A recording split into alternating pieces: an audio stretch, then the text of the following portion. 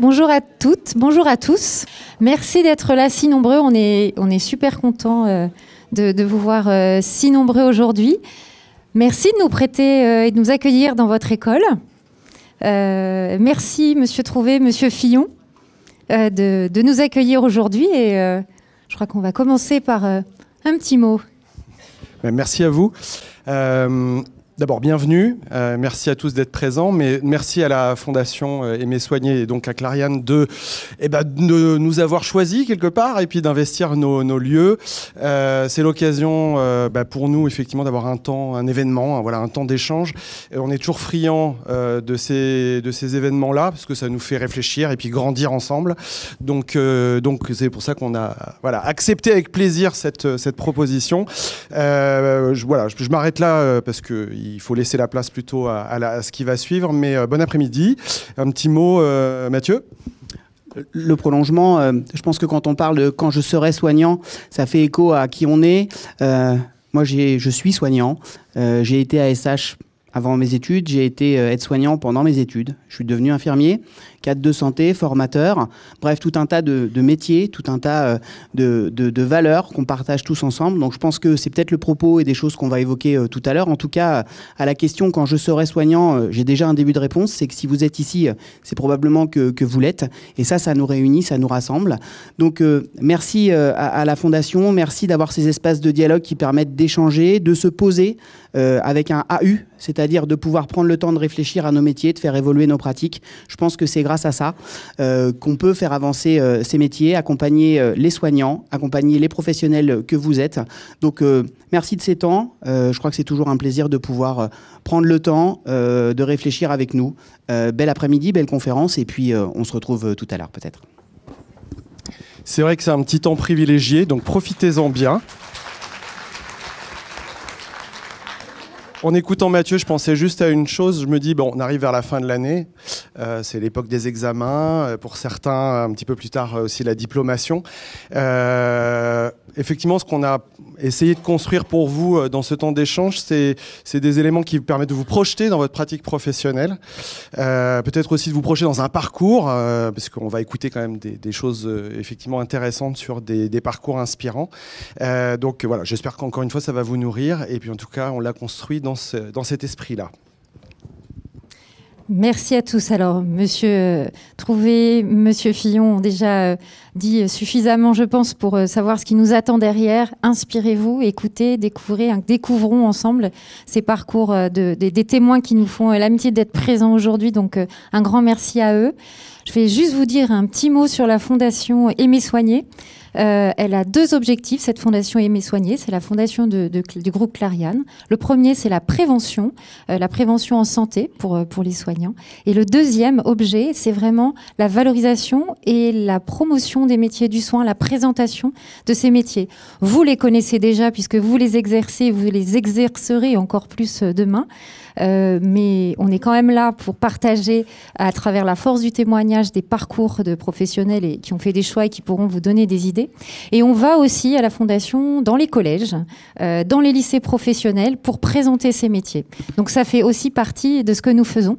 Et ça, ce sont des événements. Mais sinon, si le soir, dans la voiture ou sur la route, vous avez envie de découvrir ces métiers du soin que vous connaissez, mais peut-être pas tous, on a travaillé avec des professionnels à un podcast qui s'appelle La Voix des soignants. C'est notre voie d'action, d'écouter la voix des soignants.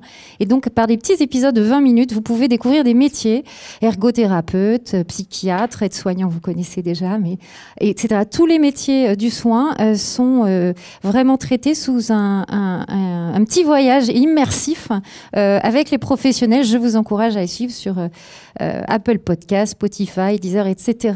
Je ne vais pas tous les citer, mais La Voix des soignants, je vous encourage vraiment à les écouter avant de les écouter en réel aujourd'hui à travers la voix de nos 4 témoins. Nous aurons aussi le plaisir d'accueillir le professeur Saint-Martin qui nous présentera la Maison des Femmes de Tours, que vous connaissez peut-être, et en tout cas vous allez avoir l'occasion de l'entendre. Comme soignant, vous êtes un maillon essentiel de cette chaîne qui est activée avec la Maison des Femmes. Donc voilà, je vous souhaite un très bel après-midi. Inspirez-vous, préparez vos questions.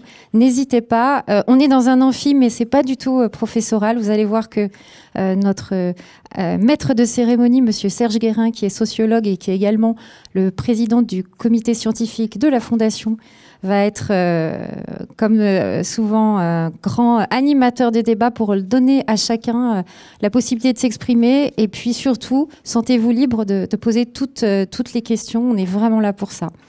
Merci à tous et très belle table ronde. Honorable compagnie, je vous salue. J'ai trouvé que les applaudissements étaient mous. Alors allez, on y va, on les applaudit. Voilà. Ouais. Et finalement, ces applaudissements, ils sont, parce qu'il faut être un peu optimiste, ils sont pour la rencontre que nous allons avoir, ils sont pour la Croix-Rouge qui nous accueille, et ils sont pour vous, puisque vous avez décidé de choisir, d'embrasser, d'aller vers ce métier. Alors, je vais demander à mes acolytes de bien vouloir me rejoindre. Alors, on n'est pas tout à fait représentatif du secteur. Il suffit d'ailleurs de regarder en face de nous. Voilà, c'est plutôt plus féminin. Ce qu'on va faire d'abord, c'est, je vais revenir sur quelques éléments. On organise avec la Fondation souvent des études qu'on fait avec l'Institut Ipsos pour un peu mieux saisir un certain nombre d'enjeux. Et là, on l'a fait sur les 16-20 ans et la question des métiers de la santé. En se demandant, mais au fait, est-ce qu'il y a des jeunes encore qui ont envie d'aller travailler dans le secteur? Donc, je vais donner quelques éléments de cela. Et puis ensuite, on va vous écouter tous les quatre autour de, finalement, fondamentalement, votre parcours, puis quelques questions tranquillement. Et puis, c'est un échange, c'est une conversation. Donc, évidemment, il y aura aussi des temps pour, si vous souhaitez, poser des questions, interroger, témoigner, ainsi de suite. Alors, déjà, premièrement, donc, je vous parlais de cette étude. On a fait une étude, alors, dans plusieurs pays européens, mais je vais surtout me centrer sur la France, pour savoir un peu, encore une fois, est-ce qu'il y avait des jeunes qui étaient intéressés par ce métier, bon, ainsi de suite. Comment ils se représentaient par rapport à ce métier. La première question qu'on a posée, toute bête, c'est quoi le secteur dans lequel vous avez envie d'aller, à tous ces jeunes. Alors, c'est des sondages, hein, donc c'est des échantillons représentatifs de la population. On ne vient pas demander à tout le monde. Bon, peut-être que vous n'avez pas été interrogé. Mais n'empêche que c'est ça l'idée, c'est de savoir un petit peu. Alors, la santé en France est le métier numéro 2, qui est le plus demandé par ces jeunes. D'après vous, c'est quoi, du coup, le premier secteur? Le commerce à ma gauche. L'informatique, l'information, le luxe. Le premier domaine demandé, c'est le luxe. Deuxième élément, à avoir comme ça en tête, 17% des jeunes, donc les 16-20 ans, se disent très intéressés ou déjà engagés dans ces formations-là. Donc 17% sont plutôt intéressés par le monde de la santé. Quand ensuite on va chercher un petit peu plus, on regarde un petit peu, mais qu'est-ce que dans la santé, qu'est-ce qui vous intéresserait? Pour ceux qui sont les plus intéressés, alors globalement, à 66%, c'est la question de la santé mentale qui intéresse le plus. Peut-être que c'est lié aussi après la Covid et ainsi de suite. En tout cas, voilà, là, il y a une demande très très forte. Et quand on demande par type, eh bien, c'est en effet la petite enfance c'est à plus de 80%, 86%, c'est la petite enfance qui est demandée en premier. Donc vous aviez parfaitement raison sur ce plan-là. Voilà. Après, il y a d'autres secteurs, et puis il y a tout à la fin, c'est plutôt vieillissement et le monde du handicap mental. Vous voyez, donc, voilà. On a aussi regardé, c'est au fait, comme là, est-ce que c'est un domaine où c'est surtout des filles et pas du tout de garçons? Et en fait, c'est 57 des filles, 43% des garçons. Donc, il y a un écart et c'est plutôt des filles, mais ce n'est pas non plus 99 et 1%. Ce qui fait que les quelques garçons qui sont là, vous allez être peut-être rejoints un jour par d'autres. Voilà. Donc c'était aussi intéressant de voir cet élément-là. Ce qu'on a regardé aussi, c'est est-ce que c'était souvent des personnes qui avaient déjà été en contact avec le monde du soin, d'une manière ou d'une autre. Et là, très majoritairement, les gens qui ont envie d'aller dans ce secteur-là, c'est des gens qui ou connaissent quelqu'un, ou plusieurs personnes, ou quelqu'un de la famille qui travaille aussi dans ce domaine-là.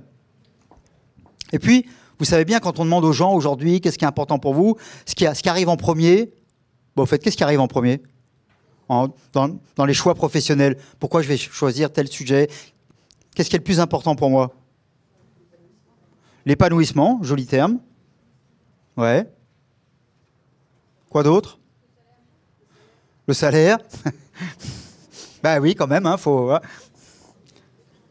Alors, le salaire, quand on demande aux gens, c'est en 5e position. Donc, vous voyez, c'est pas si... c'est présent, évidemment, mais avant, on y met d'autres choses. On y met l'épanouissement, on y met le sens. On y met quoi d'autre? L'amour. Ouais. Travail d'équipe, très bien. Ouais. Tout ça apparaît aussi.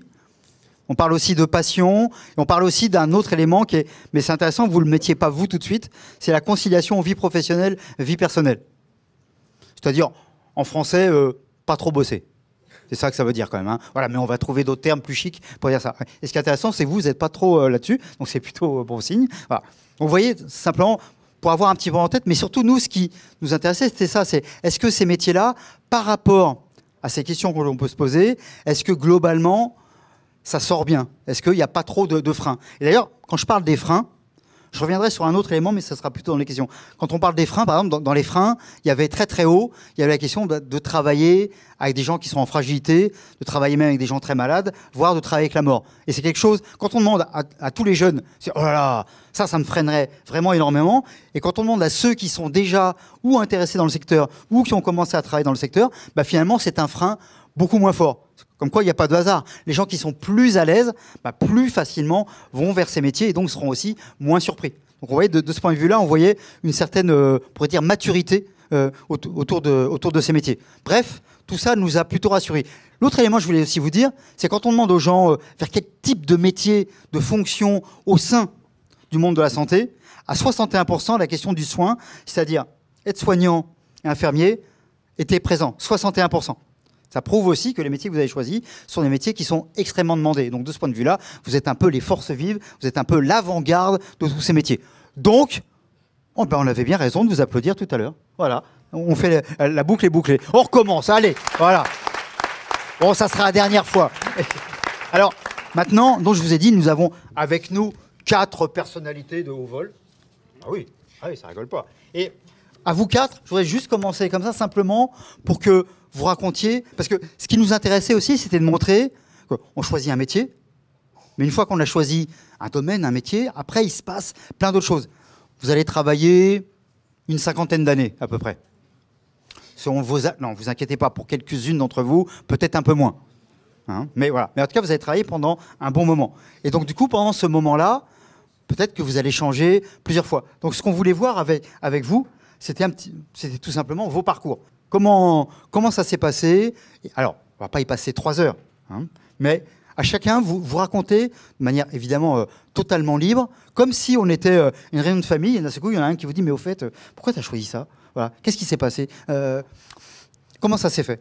Voilà. Et donc, on va juste, vous 4, vous avez présenté finalement 4 regards, 4 démarches sur ce que vous avez fait. Ça vous va? On démarre avec vous? Allez, on démarre avec vous. Donc, pour me présenter vite fait, je m'appelle David Caquino, j'ai 32 ans. Je suis actuellement étudiant infirmier en 3e année au sein de la Croix-Rouge. Pour vous expliquer rapidement mon parcours, moi j'ai déjà eu un projet de carrière professionnelle dans la banque et la finance. J'étais conseiller financier pendant 4 ans et du coup j'ai décidé de me reconvertir parce que je ne me reconnaissais pas dans ce métier. J'adorais le relationnel. Et puis faire du commerce, c'était pas trop mon truc. Et travailler derrière un bureau non plus. Donc j'en ai eu marre. On m'a fait comprendre que si j'étais pas content, l'herbe était plus verte ailleurs. Donc du coup, je suis parti. Je me suis cherché un petit moment. Moi, depuis l'âge de mes 17 ans, je faisais mes saisons l'été à l'hôpital de Sainte-Maure-de-Touraine, dans service cuisine. Et du coup, j'ai travaillé là-bas quelques mois, le temps de faire des remplacements. Et en accord avec Pôle emploi, j'ai fait un bilan de compétences. Et au moment de ce bilan de compétences, je ne savais pas ce que je voulais faire, mais je savais surtout ce que je ne voulais pas faire. Donc c'était déjà pas mal. Et donc dans les intentions que j'avais, c'est le métier, enfin le secteur du paramédical qui s'est révélé être le secteur me convenant le mieux. Et donc du coup j'ai dû faire une recherche sur plus de 200 métiers et c'est là que le métier d'infirmier est venu en pole-tête. Parce que ce qui m'intéressait beaucoup dans le métier d'infirmier, c'était les divers environnements professionnels dans lesquels on peut exercer. Si un jour vous en avez marre de la médecine, vous pouvez très bien aller travailler en psychiatrie, vous pouvez très bien travailler à la médecine du travail, vous pouvez très bien travailler à votre compte, en libéral. Et donc du coup, je me suis lancé dans ce projet-là. Avant de rentrer à l'école, parce que ça c'était en 2018, enfin 2017, c'était encore les concours pour rentrer à l'école.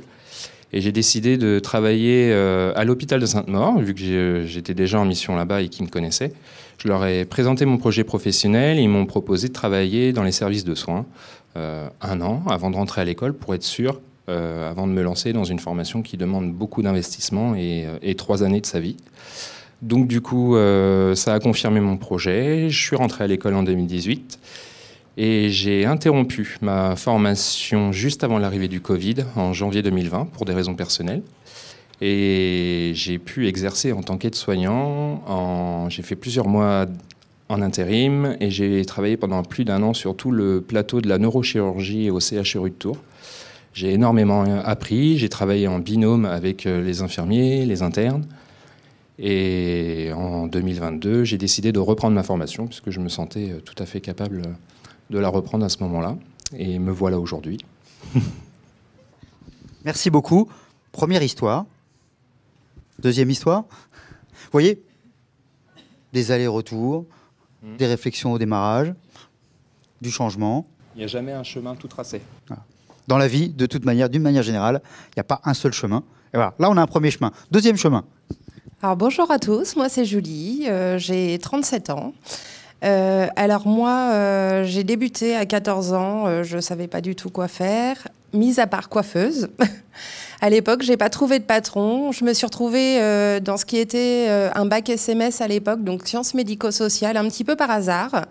J'ai fait un premier stage en crèche qui m'a beaucoup plu. Pendant la fin de mon bac, j'étais ASH en maison de retraite.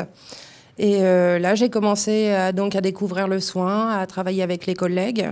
Et donc, j'ai passé mon concours d'infirmière à l'époque à 17 ans. J'ai intégré l'ancienne Croix-Rouge de Tours-Nord. J'ai fait 2 années consécutives d'infirmière à Tours-Nord. Et je pense qu'à l'époque, j'étais pas assez mature. Enfin, j'ai été gentiment remerciée également. Donc, je suis partie dans une carrière d'aide-soignante qui n'était pas du tout prévue à 20 ans. Je me suis retrouvée avec ce diplôme. J'ai commencé en EHPAD. Après, j'ai fait beaucoup de services. Je suis devenue passionnée de mon métier. J'avais toujours dit que je retournerais à l'école d'infirmière. La vie a fait que 1 enfant, 2 enfants, 3 enfants et beaucoup de services. Oui, stop. Et donc, je me suis garnie de tout ça, de cette expérience d'aide-soignante, et j'avais toujours cette soif d'apprendre. Donc, j'ai voulu continuer. Et donc, ma dernière fille est entrée à l'école il y a 3 ans, donc je me suis dit maintenant, il est temps de penser à moi professionnellement.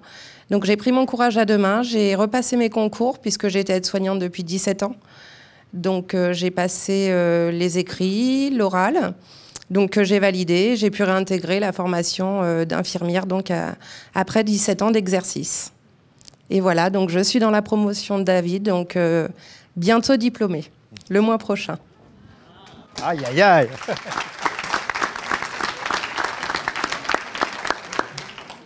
Alors, à vous, pareil, votre histoire. Donc, je m'appelle Arnaud Chessé, je suis infirmier en pratique avancée, psychiatrie santé mentale, j'ai 40 ans. Mon parcours, il peut ressembler à certains aussi. Donc, j'ai eu mon bac, à 18 ans à peu près. Je cherchais un petit peu ce que j'allais faire en sortant de mon bac. Donc, j'avais le choix entre faire de l'informatique et puis faire une école de laboratoire. C'était ce qui me plaisait en tout cas à l'époque. Donc, j'ai fait une première année de ce qu'on appelait l'IFTAB à l'époque au CHU, voilà. Et puis j'ai eu la chance à ce moment-là, en fait, en premier semestre, de faire un stage découverte du soin pour voir un petit peu comment, aller aux rencontres des équipes, etc. Et puis finalement rentrer par la porte du soin auprès des laboratoires. Et donc, voilà. Donc, j'ai fait ma première année. Et puis, ce stage dans les soins, en fait, m'a permis de voir un peu ce qu'était le travail en équipe, ce qu'était le travail du soin auprès du malade. Voilà, j'étais dans un hôpital qui n'existe plus. C'était aux Grandes Brosses à Tournord, un hôpital de pneumologie à l'époque. Pas facile. Et donc voilà. Puis après, j'ai fait mes stages de labo à l'époque. Et puis, je suis en face de ma paillasse. Je fais des choses qui sont intéressantes parce que Tech Labo, c'est très intéressant. Mais ça ne répondait finalement pas vraiment à ce que j'avais en tête. Et puis, j'avais eu cette petite fenêtre auprès du soin qui me tentait. Donc, j'ai préféré bifurquer. J'ai fait les concours. J'ai aussi fait ASH pendant quelques étés entre deux. J'ai passé mes concours à l'IFSI et je suis rentré à l'IFSI du CHU à l'époque. Donc, j'ai fait mes 3 ans. J'ai été diplômé. Et puis, je suis parti sur Paris en gériatrie sur la PHP. Donc, j'y ai fait mes premières années. J'y ai fait mes armes. Je dirais que j'ai vraiment appris, entre guillemets, mon métier au-delà d'être diplômé. Parce qu'une fois qu'on est diplômé, moi, je disais souvent aux étudiants qui étaient en cours d'études qu'ils avaient le droit de marcher, mais ils ne faisaient que marcher, ils allaient encore faire des erreurs. Donc, j'ai fait mes erreurs là-bas. J'ai fait mon apprentissage. Je suis devenu vraiment professionnel au cours de ces 7 années en gériatrie à la PHP, pardon. Et puis après, j'ai fait le choix de revenir dans la région et donc de revenir sur le CHU de Tours. J'ai fait, on va dire, une dizaine d'années sur le pôle de psychiatrie à Tours. Et puis, j'ai fait de la recherche, j'ai fait plein de choses. Donc, j'étais infirmier, je suis arrivé en psychiatrie, j'avais dit au CHU, vous mettez partout sauf l'AREA et la psychiatrie. On m'a dit, il n'y a pas de problème, t'as trouvé un très bon poste en psychiatrie. Voilà. Mais voilà, peut-être qu'ils ont vu des choses que moi, je ne voyais pas à l'époque, on va dire ça comme ça. Donc voilà, donc c'est vrai que j'ai fait énormément de choses. J'ai découvert ce qu'était vraiment la psychiatrie dans les soins. J'ai fait donc aussi de la recherche, j'ai développé plein de choses là-bas. Et puis, il y a eu le Covid qui m'a re-questionné sur ce que je souhaitais faire. Là où je voulais aller, où est-ce que j'en étais aussi par rapport à la recherche, dans la promotion de nouveaux soins et d'une nouvelle vision du soin. Et donc, j'ai fait le choix de partir ensuite à la fac, donc à l'Université de Tours à Angers, pour faire IPA. Un métier qui était encore et qui est encore trop peu... On traduit déjà IPA. Infirmière en pratique avancée, pardon. Donc, en psychiatrie santé mentale. Donc voilà, donc j'ai repris mes études à 38 ans, pendant 2 ans. Donc voilà, je m'étais dit que ça allait être compliqué, que j'allais jamais y arriver, parce que déjà les études d'infirmière, c'était pas simple. Pour autant, ça s'est très bien passé. Et puis je suis diplômé au bout de 2 ans, et puis tout va bien. Et puis maintenant, je suis donc infirmier sur le CHU, enfin IPA sur le CHU, en psychiatrie. Merci beaucoup, monsieur l'IPA. Ouais. On continue avec Thomas, ce petit tour de table. Bien, bonjour. Donc moi, je suis Thomas Tellier. Tout le monde a donné son âge, donc je vais faire pareil. J'ai 42 ans. Moi, en 2000, je suis rentré à l'IFSI de Blois. Donc il y a un petit moment déjà. Donc je suis infirmier depuis 2003. Entre 2003 et 2012, je travaillais comme infirmier en psychiatrie à l'hôpital Georges de Maison à Fleury-les-Aubrais, près d'Orléans. Donc de l'intra-hospitalier. Moi, pour ma part, je n'étais pas prédestiné à être infirmier. Au lycée, je voulais être kiné. Voilà, mon but, c'est d'être kiné. Et puis, mes profs m'ont dit, kiné, t'as pas le niveau. Donc, j'ai regardé l'intitulé sous-kiné au centre de documentation, c'était infirmier. Voilà, c'est comme ça que j'y suis allé. Et au fur et à mesure de mes études, j'ai appris à aimer le métier, j'ai appris à travers les stages à découvrir ce métier et je ne regrette pas du tout maintenant. Mais en tout cas, c'était comme ça que ça s'est passé. En 2012, j'ai repris mes études, j'ai fait l'école des cadres de santé à la Croix-Rouge de Paris et un master au CNAM en parallèle. Donc ensuite, j'ai exercé comme cadre de santé, toujours à l'hôpital Georges de Maison à Fleury. Et puis, ça me passionne, la santé mentale. Mais en 2016, je me suis dit 2 possibilités, vu qu'on va travailler quasiment 50 ans. Soit je continue dans la santé mentale, je m'hyper spécialise, ce qui est très bien. Soit je vais voir éventuellement ailleurs ce qui peut se passer. Et je me suis retrouvé à passer un entretien pour être cadre de santé en EHPAD. Là, ça a été une histoire de rencontre, très clairement. Hein. C'est comme ça que j'y suis allé. Et à nouveau, un petit peu comme infirmier, la psychiatrie, etc., j'ai découvert un milieu qui m'a beaucoup plu, que j'ai appris à aimer. À travers vraiment la multitude dans l'accompagnement des personnes. Ensuite, j'ai travaillé donc comme en ressources humaines, comme chargé de recrutement. Donc, je travaille au groupe Corian. Et donc, j'ai intégré le service des ressources humaines pour être chargé de recrutement, pour recruter les cadres infirmiers pour les établissements. Le Covid a fait que j'ai fait quelques missions d'appui dans quelques établissements et je me suis rendu compte à travers aussi ces missions d'appui que travailler dans un EHPAD, c'est pas uniquement le soin, bien que je le savais déjà, mais le fait de faire ces missions m'ont obligé à avoir toute la sphère de l'accompagnement. Et donc ensuite, après, en 2022, j'ai pris la direction d'un EHPAD près d'Orléans. Donc aujourd'hui, je suis directeur d'EHPAD de Corian-la-Reine-Blanche à Olivet. Donc voilà mon parcours et demain, on verra.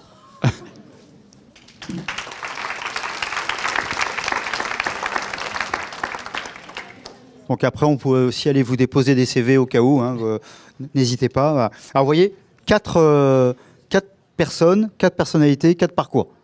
Hein, ça montre aussi cette diversité de possibilités. À vous, comme ça, en vous écoutant, donc, les parcours sont extrêmement différents. Ça bouge dans tous les sens, et c'est très bien. Et à chacun, si vous vous retrouvez comme ça, à devoir dire le souvenir qui vous a le plus marqué dans votre parcours jusqu'à présent, y compris pour expliquer à d'autres personnes qui ne connaissent pas ce métier. Qu'est-ce que vous prendriez comme exemple ? Faut aimer l'humain, déjà, premièrement. Quand vous me posez cette question, ce qui me vient en tête, c'est mon expérience avant de rentrer à l'école d'infirmier. Quand j'ai intégré les services de soins de gériatrie de l'hôpital de Sainte-Maure, vous n'avez aucune formation et en fait vous êtes ASH faisant fonction aide-soignant. Donc c'est des personnes que vous prenez en soin et pas des cartons ou des objets. Et tout ce qui est manutention, l'écoute, l'empathie, l'accompagnement, tout ça, c'est des choses qui sont naturellement présentes chez les soignants. Mais quand vous êtes dans des situations de soins relativement complexes, ça peut aussi, des fois, vous mettre en difficulté. Donc moi, c'est ça. J'ai appris sur le tas à gérer des situations complexes avant de rentrer à l'école. Et c'est ce qui m'a confirmé que, je veux faire ça. Merci beaucoup. Moi, je dirais que c'était aussi mes premiers jours en tant qu'aide-soignante. Puisque, mine de rien, je me retrouvais à 20 ans, enfin 19, avec un diplôme que je n'avais pas demandé forcément non plus. Moi, je voulais devenir infirmière. Et les premiers jours en tant qu'aide-soignante, ça a été compliqué. Je me suis rendu compte que prendre soin, c'est pas anodin. Ça demande un savoir-être bien particulier. Et qui ne demande qu'à être développé, bien sûr, mais les premiers jours restent en mémoire, en général. Enfin, les miens, en tout cas, sont restés bien ancrés en mémoire. D'accord, merci. Alors, tous les deux, ils ont été marqués par les premiers jours. Et vous ? Les premiers jours sont plus loin, donc peut-être qu'à force, on les oublie ou en tout cas, on les remplace. C'est une question difficile, hein, parce que... Moi, j'aurais tendance à dire, j'en ai plusieurs qui me viennent, mais c'est à peu près les mêmes thèmes. Ça me fait penser au moment du début du Covid, où finalement, quand tout s'effondre un petit peu et tout s'effrite, on se pose la question, qu'est-ce qui fait qu'on est encore là ? Qu'est-ce qui fait qu'on vient encore travailler ? Qu'est-ce qui fait qu'on fait le choix d'y aller encore alors que notre famille est bloquée ? Et puis on se dit que finalement c'est la place. C'est difficile d'avoir en fait une vraie réponse, mais ça m'a fait penser aussi à des moments où on est en dernière ligne face aux patients, avec des familles, avec des fins de vie, des choses qui sont extrêmement difficiles. Et j'ai des proches des fois qui me disent mais t'as pas envie de te barrer quoi quand c'est comme ça quoi. Mais non, en fait c'est ma place. Et ma place elle est d'être là, d'être présent. Je ne sais pas vraiment des fois ce que je fais. Je suis juste là, j'essaye d'apporter ce que je peux, de l'empathie, de la présence, de l'apaisement.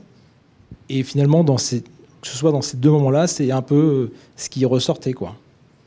Ma place, elle était là, je ne sais, dans ce que je suis, de manière la plus simple possible, quoi. Voilà. Merci. Ça a le mérite d'être à la fois très simple et très puissant. En fait, il y a les deux, mais souvent la simplicité peut être en effet très puissante. Moi, je ne vais pas être très original, mais c'est les premiers jours également, même si c'est plus lointain. Moi, c'est vraiment la prise de fonction une fois qu'on a le diplôme et qu'on débute, et le fait d'intégrer une équipe. On parlait de notion d'équipe tout à l'heure, mais le fait d'intégrer une équipe et puis d'avoir des collègues expérimentés qui nous prennent sous leur aile et qui disent: viens, je vais continuer à t'apprendre. Le fait d'avoir des apports théoriques et de faire des stages pendant les études, c'est très bien. Mais c'est le fait de continuer à apprendre avec des collègues. Et donc, moi, à l'époque, c'était avec des ISP, des infirmiers du secteur psychiatrique. Il y en a de moins en moins. Je ne sais pas s'il y en a encore d'ailleurs. S'il y en a encore. Et donc c'est cette notion-là de je vais t'accompagner pour continuer à apprendre, pour justement ouvrir un petit peu ton regard sur le raisonnement clinique, comprendre, et le fait de cette passation, parce qu'aujourd'hui c'est notre rôle à nous aussi de faire ça. Mais moi ça m'a marqué et ça m'a rassuré dans ma prise de poste. Merci beaucoup. C'est en écoutant Arnaud, je me disais, mais ce que vous disiez, les connaissances, les amis, les proches, mais qu'est-ce que tu fais? Est-ce que vous quatre là comme ça, comment justement vos proches, votre famille, vos amis, comprennent ou ne comprennent pas votre métier? Julie a envie de répondre tout de suite. Je ne sais pas pourquoi, il y a un truc, ouais. Non, parce que moi, souvent, ma famille n'est pas du tout dans le domaine paramédical ou médical. Et j'entends souvent, mais pourquoi, pourquoi tu continues? Et c'est vrai que je me qualifierais de passionnée par l'accompagnement de fin de vie, notamment. Et quand on ne connaît pas, ça fait peur. Donc, c'est souvent cette question, voilà, où tu te retrouves dans ce rôle-là? Qu'est-ce que tu fais? Pourquoi tu aimes tant ça? Et voilà, je dirais, l'important, c'est d'être là. Des fois, on se demande ce qu'on fait là. Si vraiment on a un impact, mais oui, on est là. Et si on est là, c'est pas pour rien. Donc, moi, je réponds tout simplement que si je suis dans mon rôle aujourd'hui, c'est pas pour rien. Et que tant que je suis bien et que je m'y retrouve, je continuerai. Même si c'est difficilement compréhensible pour les autres qui connaissent pas, en fait. Super, merci. Pareil Pour ma part, avec ma famille, on est tous dans le milieu hospitalier. Alors après, j'ai une sœur qui est aide-soignante également, mais sinon, les autres membres de ma famille sont dans les soins, dans les services techniques en cuisine, là où j'ai fait mes premières saisons l'été à partir de 17 ans. Pour nous, c'est une évidence, et pour moi aussi, puisque en fait, c'est en aidant les autres que ma vie prend un sens. Donc c'est naturel en fait. Ça, on peut garder comme... Bon, les Instagrammeuses, vous pouvez y aller là. Hein, là quand même, c'est du balèze. Pour ma part, j'ai ma femme qui est auxiliaire de puériculture au CHU également. Donc voilà, on vit le soin ensemble, je dirais, dans le couple, etc. Personne d'autre sont dans les soins. Moi étant aussi travaillant en psychiatrie, il y a aussi la stigmatisation qui est malheureusement tout le temps véhiculée en psychiatrie. Je pense que tu as vécu aussi la même chose. C'est vrai que des fois, c'est souvent des questions qui ressortent, quoi. Mais est-ce que ça vaut la peine? Qu'est-ce que ça va changer, quoi? Bon. Après, ce sont des questions finalement que j'essaye de contourner ou j'évite de me poser parce que en fait, c'est pas bien sûr que ça en vaut la peine et il y a tellement de choses à offrir et qu'est-ce qu'on pourrait faire? On pourrait faire tellement mieux aussi. Donc voilà, c'est vrai que même si les autres ne se posent pas trop, ne comprennent pas toujours ce que je fais ou pourquoi j'y passe autant de temps ou tout ça, en fait, c'est une question qui faire balayer et puis finalement les gens s'y sont faits, ça fait partie de moi, quoi. C'est comme ça. Voilà, il n'y a pas de. D'accord, plus à dire.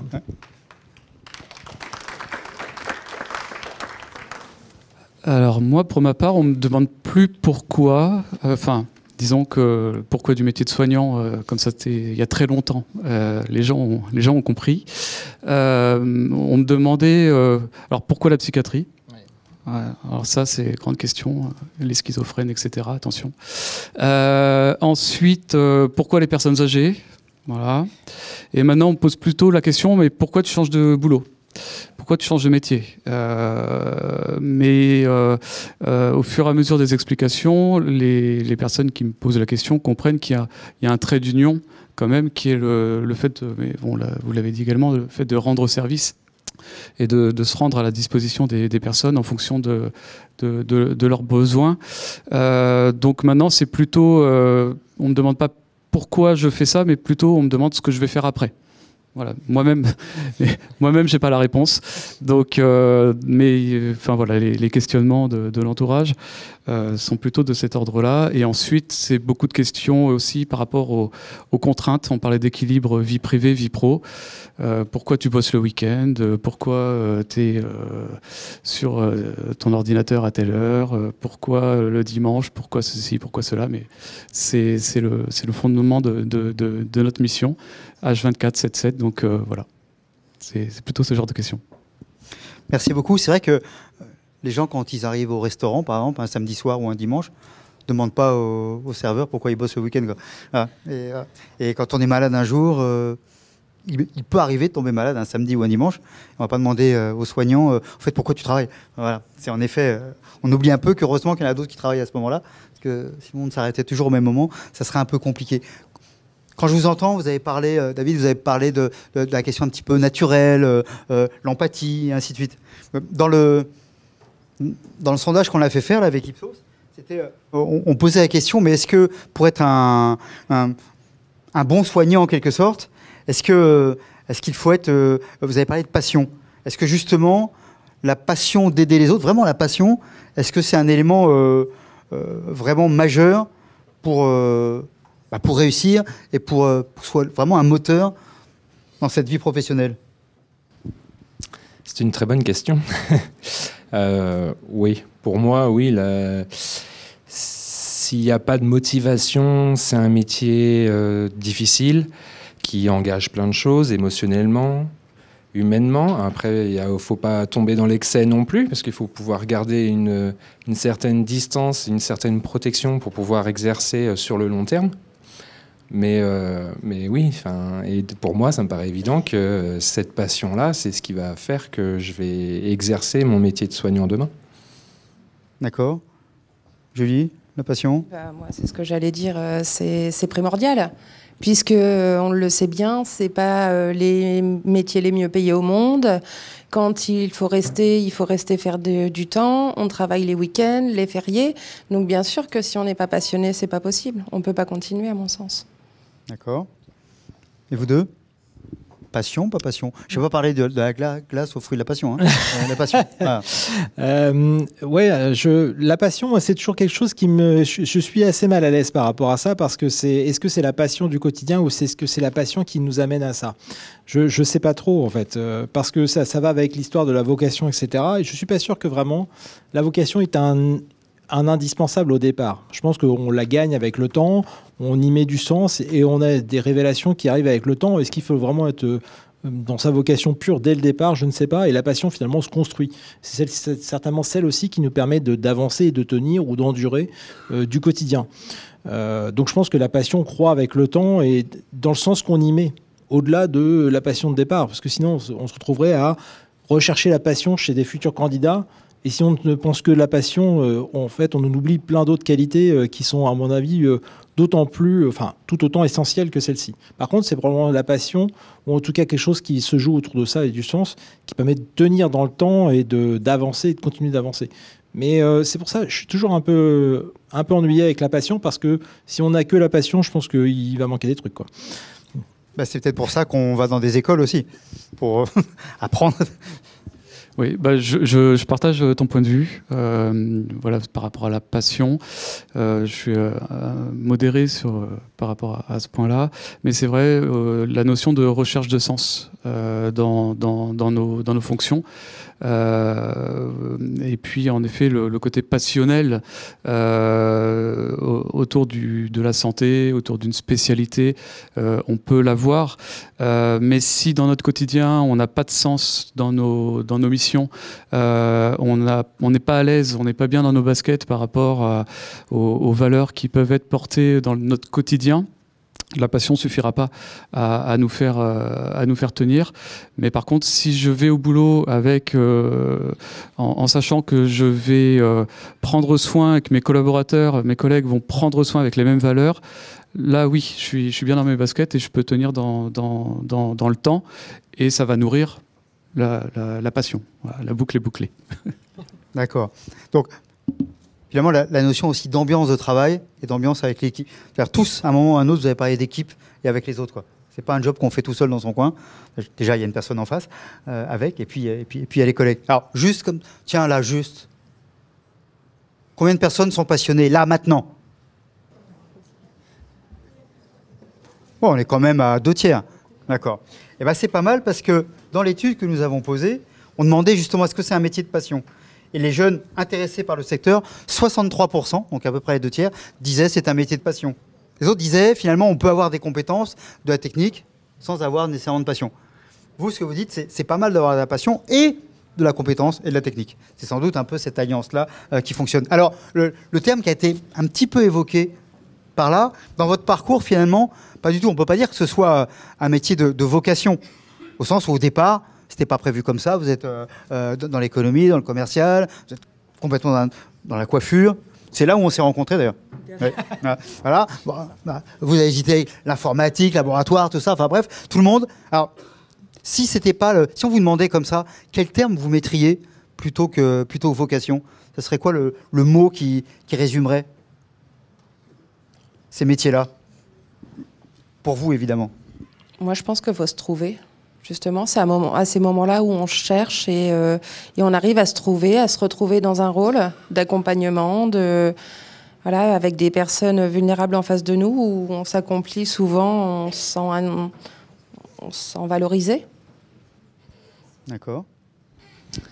Bah, moi qui suis passé par une formation économique, bancaire, en fait, j'ai tout simplement appris à me connaître au fur et à mesure de mon parcours professionnel. Dans le milieu hospitalier, à l'âge de 17 ans où j'ai débuté, j'ai fait des licences, un BTS licence en économique bancaire.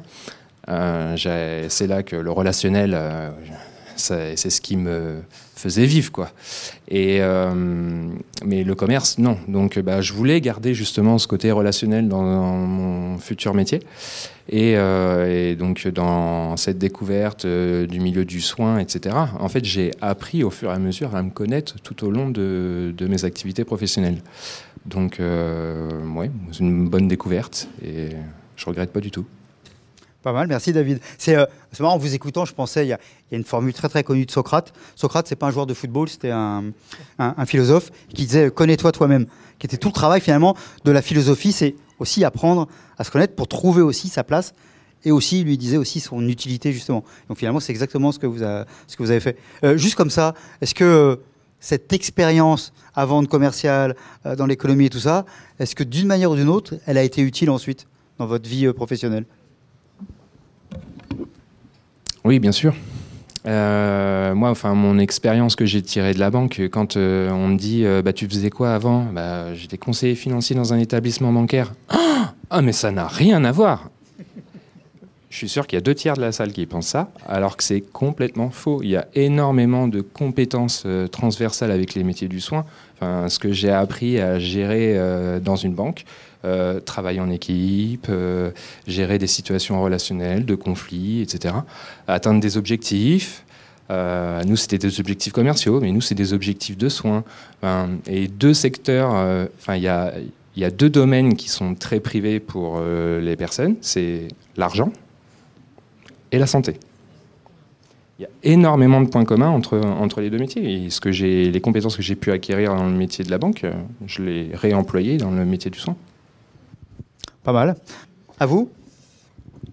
Moi, je dirais tout à l'heure ce qui a été dit, le rôle. Je pense que c'est quelque chose qui, au-delà de la vocation, je pense que le rôle qu'on ressent et son sentiment d'utilité, c'est quelque chose d'important. Probablement que le seul hic là-dedans, c'est que pour avoir le sentiment du rôle et mieux se rendre compte de ce qui se passe dans ces moments-là, il faut l'avoir expérimenté. Et en fait, il faut réussir à pousser cette porte-là. Donc c'est un peu la faiblesse, mais c'est vrai que la notion du rôle et de l'utilité, du sentiment d'utilité, je pense que c'est quelque chose d'intéressant parce que ça permet aussi de faire l'état des lieux, c'est un peu ce que tu disais David tout à l'heure, sur qui nous sommes et quelles sont les compétences que l'on a, que l'on découvre peut-être en fait en expérimentant des choses et qui se révèlent ou qu'on peut essayer de travailler parce que il y a plein de compétences qu'on a besoin au quotidien qui ne sont jamais évaluées nulle part.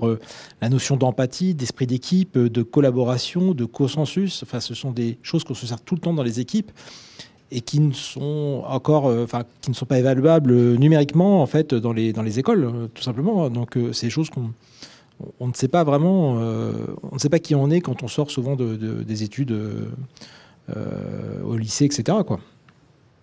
Donc c'est vrai que le rôle, développer ce rôle, je pense que c'est quelque chose je te rejoins là-dessus, quoi.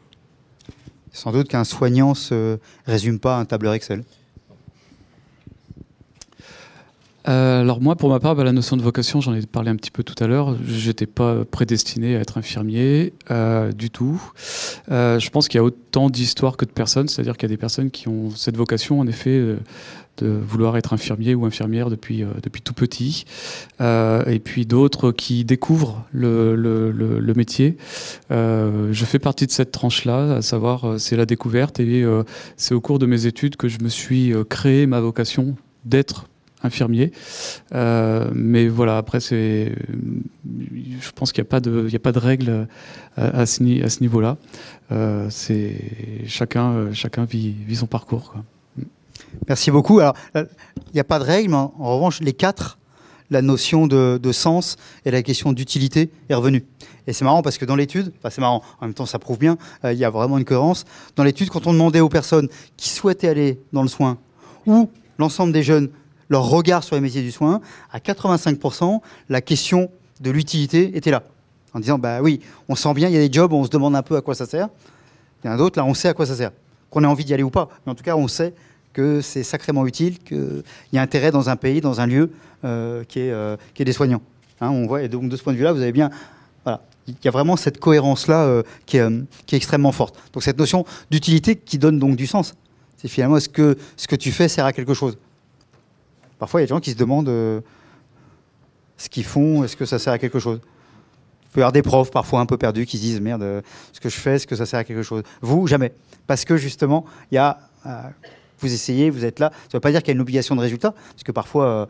mais servir, c'est aussi accompagner la personne jusqu'à ce qu'il faut. Voilà. En gardant votre propre intégrité et toujours en gardant cet équilibre. Alors, nous sommes à un moment important où la parole est donnée au public. Et donc, il y a des personnes qui souhaitent intervenir, réagir, poser des questions à nos quatre exemples. Alors, ce sont des parcours d'exemples, parce qu'ils sont exemplaires, on s'en fiche. En tout cas, ce sont des parcours d'exemples qui montrent qu'il y a plein de choses à faire, que, encore une fois, la voie que vous avez tracée aujourd'hui, elle va sérieusement évoluer. Aucun de vous quatre n'avait prévu la suite. D'ailleurs, vous le dites aujourd'hui encore, il a 42 ans, il se demande, ça sera quoi la suite ? Mais c'est aussi ça qui est beau dans la vie. Hein. Si on sait tout pour la suite, qu'est-ce qu'on se prépare à s'ennuyer ? Donc c'est aussi quelque chose d'intéressant. Donc accueillir aussi la nouveauté, la surprise, les changements.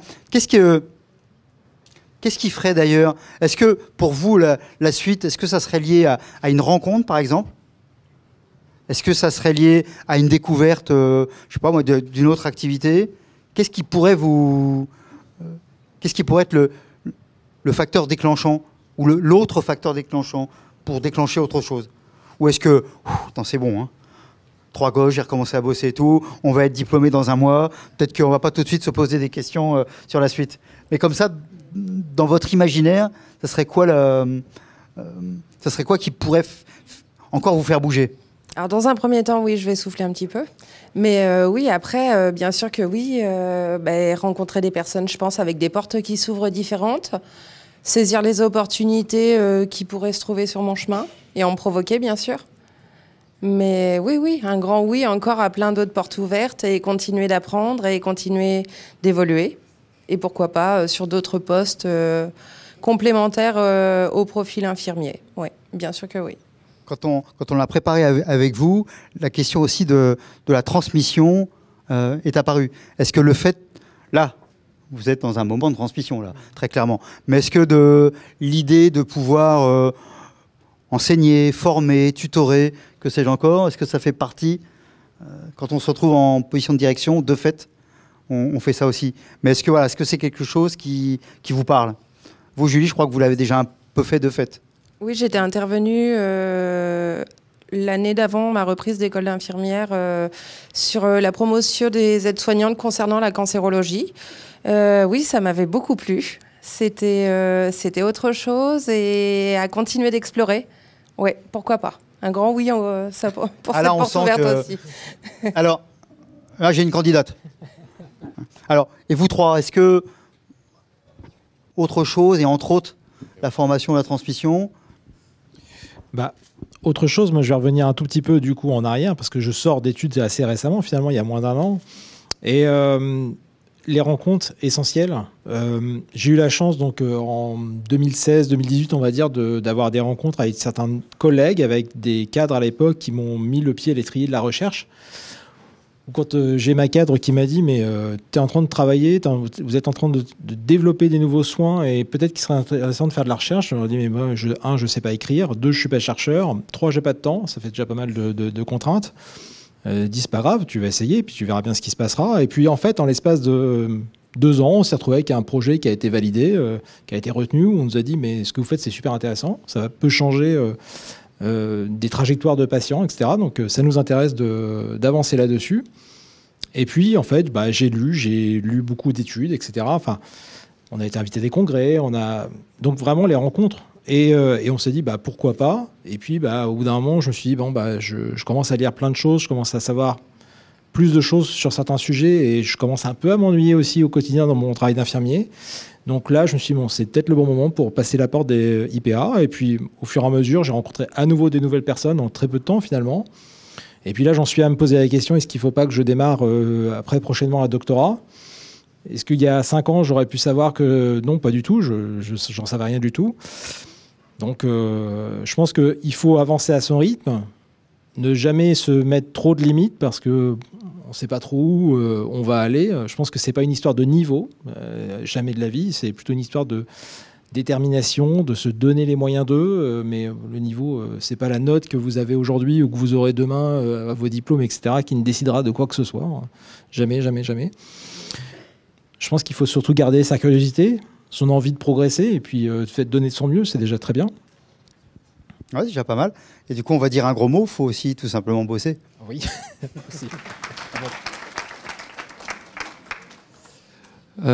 oui, sur le volet de la formation, nous en établissement, bien entendu, on accueille des stagiaires. Moi, fut un temps, oui, je faisais des interventions en IFSI, en IFAS, en lycée. Aujourd'hui, mon rôle, c'est de m'assurer que, par exemple, la cadre de santé avec qui je travaille ou les responsables de service puissent accueillir dans de bonnes conditions nos stagiaires, nos étudiants, et puis vraiment qu'on les accompagne alors c'est un terme que j'aime bien, mais dans le questionnement, dans le raisonnement clinique, à savoir pourquoi je fais ça, comment je le fais, etc. Et est-ce qu'un jour je souhaiterais travailler dans la formation? Pourquoi pas? Ouais, pourquoi pas? Je pense que bosser en IFSI, en IFAS, c'est intéressant. Tout à fait. Merci beaucoup. En vous écoutant, je pensais à cette formule de Jacques Prévert, il n'y a pas de hasard, il n'y a que des rendez-vous. Et finalement, tous à vos manières, il y a eu des rencontres, des rendez-vous, ainsi de suite, et c'est ça qui fait bouger. David? Oui, je suis d'accord avec vous. Moi, aujourd'hui, j'ai un projet bien établi. Moi, mon projet, c'est d'exercer en libéral, donc à moyen terme, d'ici 4-5 ans. Avant, je compte bien me reposer un peu de cette formation. Déjà, le travail va être encore en apprentissage à l'arrivée sur le terrain professionnel. Moi, personnellement, je vais intégrer l'équipe de suppléance du pôle médecine du CHRU de Tours. Donc il y a encore du travail. Après, moi, c'est mon projet établi, mais le chemin n'est jamais tout tracé. Donc il y aura peut-être des bifurcations. Pourquoi pas aussi de la formation. Allez, J'ai déjà eu l'occasion d'intervenir auprès des étudiants de deuxième année qui sont ici présents, notamment sur l'éthique. Donc, ouais, c'était une intervention très agréable en tout cas. Super, merci. D'ailleurs, une des activités de la Fondation Clariane Aimer Soigner, c'est justement d'aller en collège et en lycée pour présenter ces éléments-là. Et on a même mis en place des partenariats entre des cliniques ou des établissements de santé et des lycées professionnels pour qu'il y ait vraiment un accueil qui se fasse de manière beaucoup plus forte, parce qu'il y a aussi le besoin, il y a une diversité de métiers. Quand on dit les soins, c'est hyper large. Et donc, il y a aussi plein de métiers finalement qu'on connaît assez peu, ou à travers telle ou telle série qui n'est pas toujours totalement représentative de la réalité. Donc, c'est intéressant aussi que les gens sentent ce qui se passe, discutent avec des personnes, y compris d'ailleurs avec des gens qui ne parlent pas toujours de leur métier, qui ont même du mal parfois à en parler à l'extérieur, ainsi de suite. Et ça fait partie à la fois de la mission de la Fondation, mais aussi plus largement, on s'est bien aperçu, encore une fois je vous parlais du sondage, mais tous les contacts montrent que très fortement, c'est parce qu'il y a une rencontre, c'est parce qu'il y a eu quelqu'un dans la famille, c'est parce qu'il y a une expérience de vie qui fait qu'on va vers tel ou tel de ces métiers. Parce qu'il y a une envie par rapport à ça, et qu'on a déjà un peu touché du doigt. Je relance. Étudiante infirmière en deuxième année. Je voulais poser la question à membre féminin de votre groupe. Vous avez dit que vous avez arrêté la formation en fin de deuxième année à l'époque, quand vous faisiez formation infirmière. Et aujourd'hui, on voit qu'il y a pas mal d'étudiantes qui arrêtent leur formation en mi-parcours ou voire même fin parcours. Quels sont les conseils que vous auriez donnés à ces étudiants qui se retrouvent en difficulté pour diverses raisons? Et vous n'avez pas vraiment détaillé sur pourquoi et comment vous avez arrêté, mais quels sont, avec le recul, les conseils que vous auriez donnés? Merci. Merci pour cette question, et vous avez raison d'appuyer sur le fait que beaucoup de personnes ou abandonnent totalement ou ont besoin de plus de temps. Alors moi, c'était pas un arrêt volontaire. J'ai été amenée gentiment vers la porte de sortie. Parce que je pense que, comme je disais à l'époque, moi, je m'en suis pas rendu compte, j'avais pas l'expertise, parce que tout se passait bien, mais je pense que je manquais cruellement de maturité. Et avec du recul, en fait, c'était très bien qu'on ait pris la décision pour moi, puisqu'en fait, ce parcours, il m'a vraiment permis de développer un savoir-être que je pense que je n'aurais pas pu développer en étant jeune diplômée, enfin à mon sens, en étant jeune diplômée infirmière dès le début. Là, j'ai vraiment pu développer plein de capacités et vraiment me poser la bonne question, est-ce que c'est vraiment ce que je veux ? Et là, j'étais sûre, puisqu'après une expérience comme ça, après 17 années d'exercice, si on est là, c'est pas pour rien et on est sûr de ce qu'on veut. Et là, par contre, après, c'est beaucoup de travail aussi. Reprendre après autant d'années une vie de famille à la maison, plus 20 ans non plus pour intégrer les informations, pour se remettre dans un rythme scolaire. Donc, ça a été un travail de tous les jours. Après, moi, je pars du principe que quand on aime, on ne compte pas, et quand on est motivé, tout peut se réaliser. Je reviens sur ce que tu disais. À mon sens, il n'y a pas question de niveau, puisque ça peut être plus compliqué, ça on est d'accord, mais quand vraiment on est motivé, il n'y a pas de raison. Et la reprise s'est faite quand même naturellement. Alors, complexe parce que j'ai dû arrêter de travailler en équipe, de reprendre un quotidien complètement autre, mais quand même naturellement, parce qu'en fait j'ai tout juste complété, à mon sens, tout ce que j'avais pu déjà acquérir, bien tamponner, bien valider mes valeurs que j'avais déjà intégrées. Et voilà, continuer de grandir et continuer d'apprendre et d'aimer encore plus ce que je fais, je pense, tout simplement, de survalider mon choix. Voilà. Merci beaucoup. Et est-ce que d'ailleurs dans la formation que vous suivez, le fait d'avoir de l'expérience qui fait qu'il y a d'autres personnes qui ont un peu d'âge aussi dans la formation, mais est-ce que du coup par rapport aux plus jeunes, Est-ce qu'il y a aussi une notion de, je sais pas, de transmission ou d'aide ou de soutien, ou est-ce que les plus jeunes viennent vous demander parfois des conseils ou simplement un échange? Bien sûr, après on se complète. Clairement, il faut être honnête. Elle me complète sur tout ce qui peut être connaissance informatique, langage d'aujourd'hui, tout simplement. Et moi, bien sûr que elle m'interpelle souvent sur mon expérience professionnelle. Voilà, des conseils, même au niveau du travail d'équipe avec les collègues, sur les lieux de stage, puisque voilà, on a un regard quand même différent. Même si on a ce même statut d'étudiante, moi-même, j'ai pu encadrer des étudiants, donc avoir un regard différent et oui, sur certaines connaissances propres, vraiment sur l'accompagnement du patient en plus. Mais oui, on s'entraide, mais comme je vous dis, dans les deux sens. Super, merci. David, vous vouliez... Oui, je voulais aussi répondre à la question parce que moi aussi j'ai fait une interruption de formation. Donc je voulais apporter des éléments qui sont différents par rapport au vécu de Julie. Moi j'ai interrompu ma formation, mais c'est moi qui ai fait le choix, mais je l'ai vécu un peu comme un sentiment d'échec au moment où j'ai suspendu ma formation parce que j'avais des problèmes de santé. Je n'arrivais plus à être concentré à 100% sur la formation et elle demande énormément d'investissement. Donc je me suis dit, si je continue, tu vas droit dans le mur.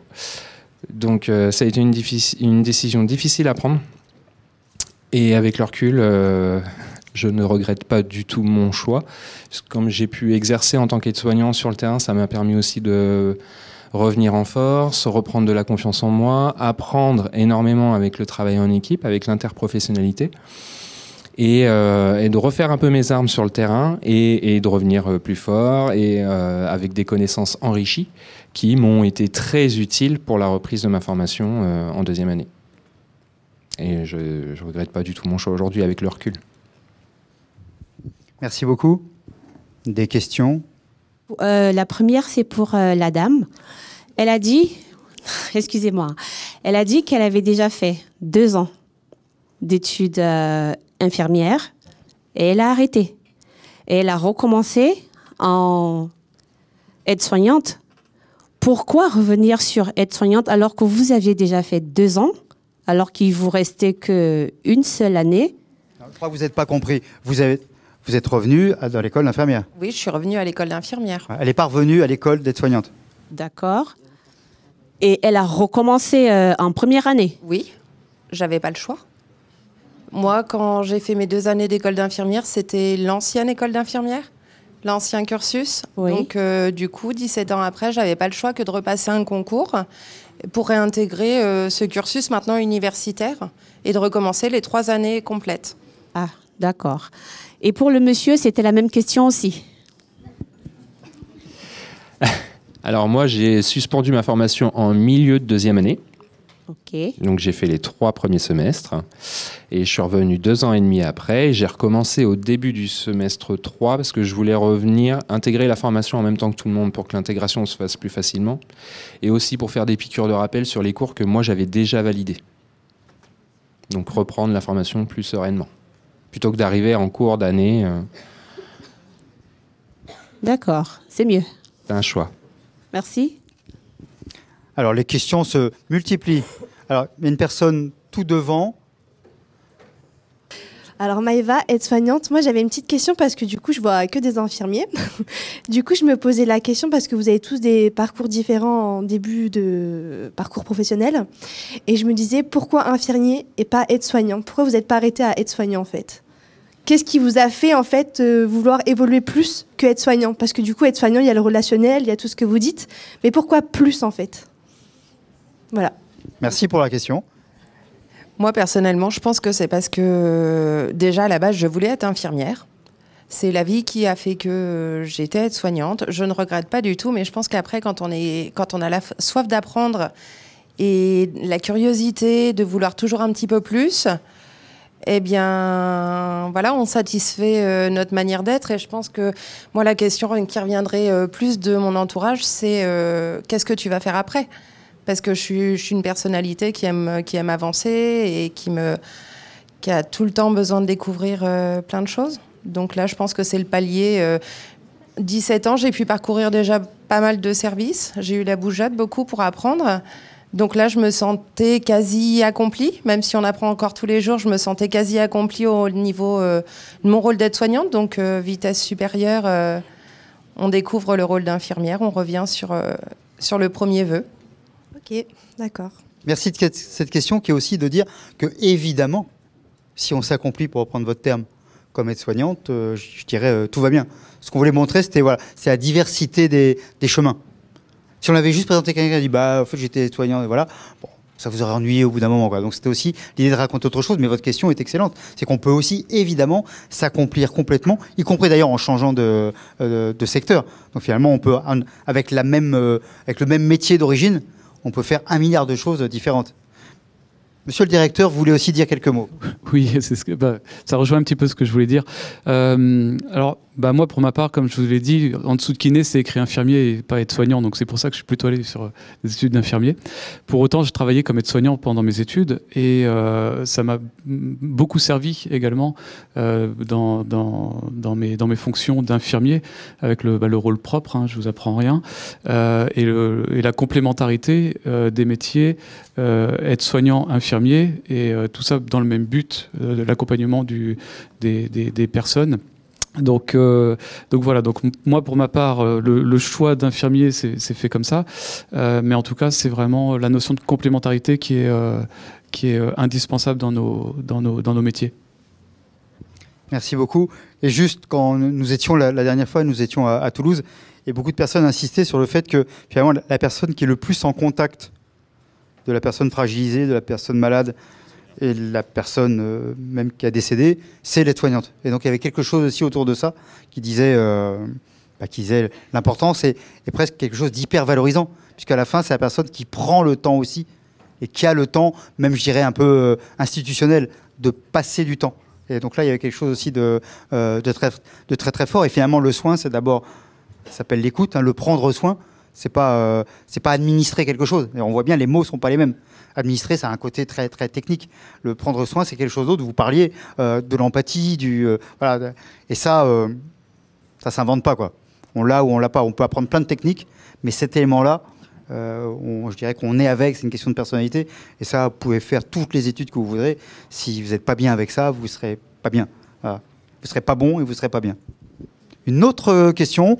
Je suis étudiante en 2e année infirmière et j'avais une question. Comment vous faites dans la vie de tous les jours pour gérer votre vie professionnelle et votre vie personnelle, à juste distance? La conciliation vie perso, vie professionnelle. C'est pas tous les jours facile. Premier point. Après, je reviens sur ce que je disais tout à l'heure. En fait, je pense que quand on veut, on peut. Bien sûr, il faut faire preuve d'organisation. Comme au travail, de la rigueur, pas toujours facile, mais je dirais principalement de l'organisation et de la volonté, et avancer quasi au jour le jour en fait. Parce que dès le début de la première année, je pense que j'aurais voulu tout de suite avoir un regard sur la 3e année, j'aurais arrêté dès le début. Donc je pense vraiment voir au jour le jour, voilà, se donner des objectifs différents et beaucoup d'organisation. Mais plutôt pas ramener, par exemple, ce qui se passe à l'hôpital chez nous, va vraiment avoir une juste distance. Après, ça, je l'ai appris avec l'expérience, moi, je dirais. Là où ça a été le plus compliqué, je reviens sur les années Covid, où là, ça a été plus compliqué, puisque, par exemple, moi, à la maison, j'étais la seule à partir pour aller au travail. Donc, les enfants projetaient beaucoup, avaient peur que je meure, des choses comme ça. Donc là, ça a été des années plus compliquées, mais après, on parle des choses simplement.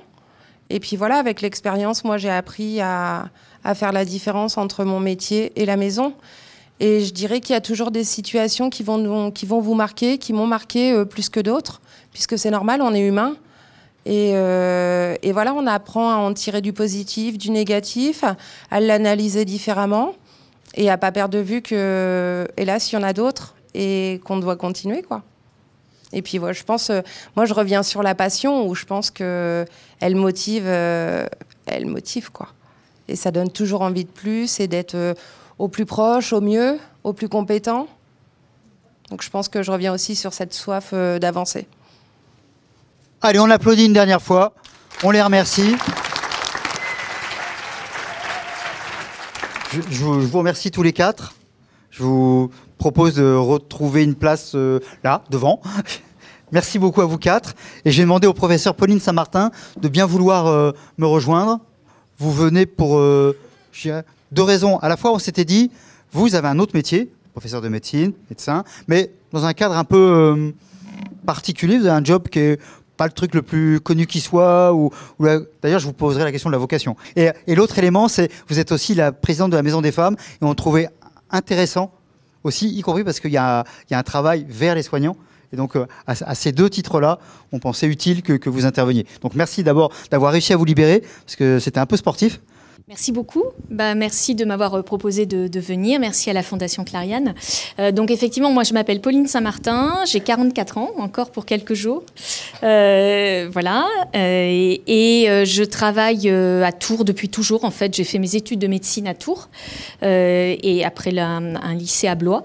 Et puis, à part une année que j'ai passée aux États-Unis pour ma formation, j'ai toujours tout fait à Tours. Voilà, donc je suis vraiment tourangelle de cœur.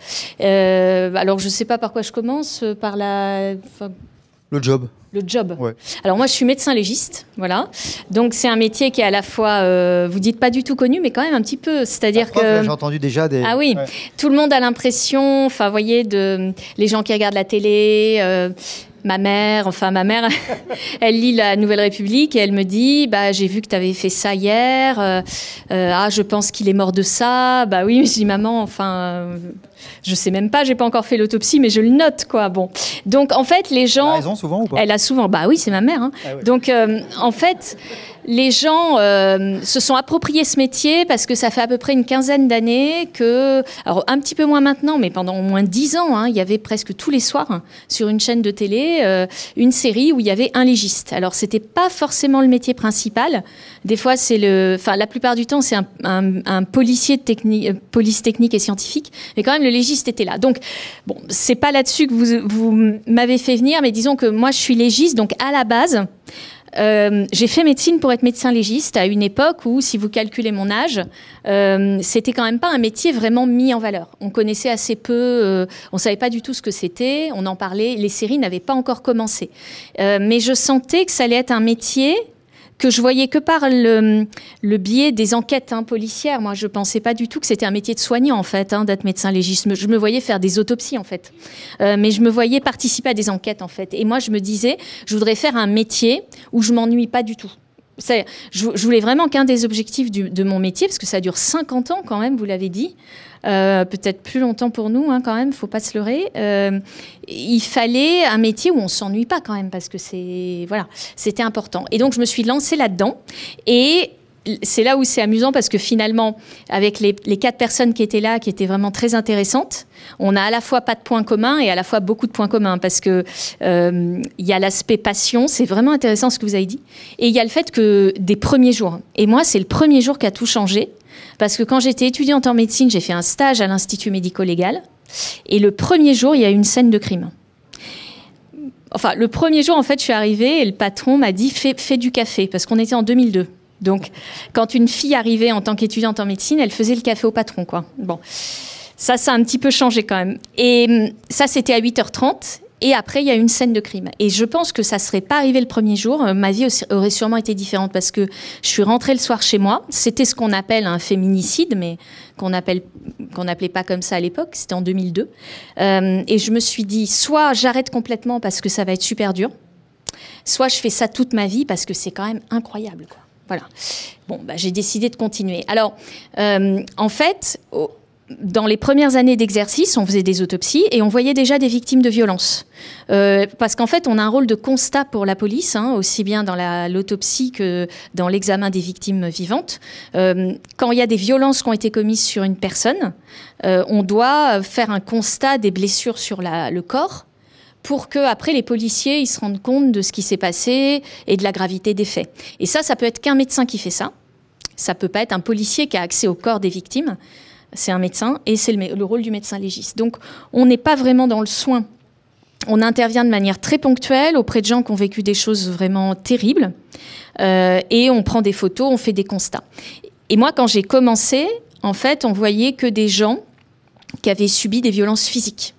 Et on leur demandait, enfin, souvent elles étaient à l'hôpital, des fois ces personnes venaient nous voir, elles avaient subi des violences, mais il y avait un retentissement, des fractures, des blessures, et jamais on demandait aux gens si sur le plan psychologique ça allait ou pas. Voilà.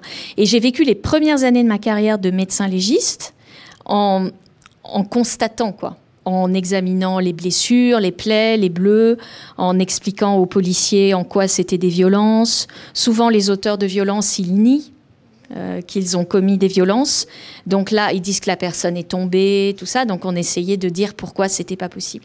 Et en fait, avec le temps, et surtout ces dernières années, et vous avez parlé aussi tous et toutes là vous avez tous parlé du Covid en fait, hein, et nous on l'a remarqué aussi en médecine légale et sur la prise en charge des victimes. La Covid a vraiment été une période charnière avec, pas au moment du confinement, mais à la fin.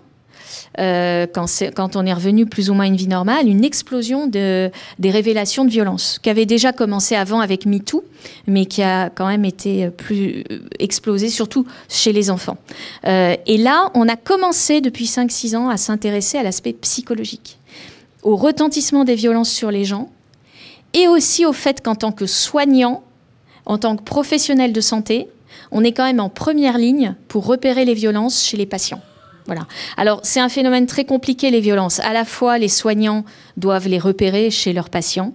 Je dis doivent, hein, c'est vraiment un mot que j'emploie vraiment volontairement. C'est pas une obligation légale, mais c'est une obligation morale, quoi. C'est-à-dire, vous allez avoir accès au corps des gens, à leur peau, vous allez les voir nus, vous allez avoir accès à une intimité que d'autres soignants n'ont pas, hein. Même les médecins parfois vont pas regarder aussi bien que vous, et donc il faut que vous appreniez à détecter, et ce d'autant plus que beaucoup de patients, de victimes de violences révèlent avant tout à des professionnels de santé. C'est plus facile d'en parler à quelqu'un qu'on connaît pas, et en plus de quelqu'un qu'ils connaissent pas, vous êtes en plus quelqu'un qui est réputé comme étant à l'écoute et dans l'empathie. Donc ça fait une double raison qui font que les gens, quand ils révèlent, et vous savez que les violences, ça, c'est difficile à dire, mais quand ils disent, en fait, ils en parlent, ils peuvent en parler à un professionnel de santé qui n'est pas forcément leur médecin, qui peut être tout professionnel qui aura l'air à l'écoute. Est-ce qu'il y a bien, oui, j'ai eu raison de vous faire commencer comme ça, parce qu'il y a quand même un lien avec la Maison des Femmes, non? Oui, alors en fait, la Maison des Femmes, moi je travaille donc à l'Institut médico-légal, c'est à l'hôpital Trousseau, mais il y en a dans tous les CHU et dans quelques hôpitaux non CHU. Et en fait, on travaillait surtout pour la justice. On faisait des autopsies, on voyait des victimes à la demande de la justice. Alors, ça fait beaucoup d'activités à Tours. Hein. On n'est pas une ville très criminogène, hein. C'est pas le Bronx, quoi. Mais vous voyez, par exemple, quand j'ai commencé, en 2007, on avait examiné sur l'année 60 victimes de violences sexuelles à la demande de la justice. L'année dernière, en 2023, on en a examiné 635. Ouais. À la demande de la justice. Ça fait x10, d'accord? Et des mineurs, par exemple, victimes de maltraitance, on en a examiné, quand j'ai débuté, donc pareil, en 2007, on en a examiné 100, et l'année dernière, 1200. Oui, et donc c'est pas parce qu'il y a plus de violence à Tours, c'est parce que c'est mieux révélé, mieux pris en compte, mais c'est phénoménal. Alors, la Maison des Femmes, c'est pas moi qui l'ai inventée, c'est Rada Hatem, vous la connaissez peut-être, c'est une gynécologue qu'on voit à la télé. Elle a commencé en Seine-Saint-Denis, vraiment un département où il y a sûrement plus de besoins qu'ici. Et elle a monté une structure à l'hôpital. Ça, c'est super important. C'est au sein d'un établissement où les femmes sont prises en charge de manière assez large, multidisciplinaire, pour essayer de les accompagner. C'est des femmes victimes de violences. C'est le point commun, la porte d'entrée de toutes ces femmes. Et pour les accompagner dans leur reconstruction, leur prise d'autonomie, leur séparation de la personne violente. Mais c'est pas que les violences au sein du couple pour la Maison des Femmes, c'est tous les types de violences. Disons que c'est une structure qui aide les femmes à s'échapper et à se libérer de la violence. Et Rada Hatem, son travail, ça a été de dire, voilà, ma structure est montée dans le 93 et on va essayer de faire en sorte qu'il y en ait une dans chaque département. Et donc, elle a commencé à essaimer son modèle. Et à Tours, enfin, il y a eu une instruction nationale, hein, elle a fait un gros travail politique. Et à Tours, on a monté en 2021 au CHU un service de soins, une petite unité. C'est pas un énorme service parce que les moyens alloués ne sont pas très important, mais une unité qui a ouvert à Bretonneau en 2021 sur le modèle de celui fait par Ada Hatem. Et bien sûr, on peut parler de celui de Tours, mais il y en a dans d'autres départements avec à chaque fois des fonctionnements un peu différents, mais dont le point commun, c'est d'être une unité de soins et de fournir du soin pour les patientes victimes de violences. Merci beaucoup. D'ailleurs, la Fondation est partenaire de la Maison Seine-Saint-Denis. Et globalement, c'est aussi pour ça qu'on trouvait vraiment intéressant de vous entendre. Mais il y a aussi, je voulais aussi vous entendre sur le fait que vous faites justement vers les soignants, vous faites aussi une action particulière.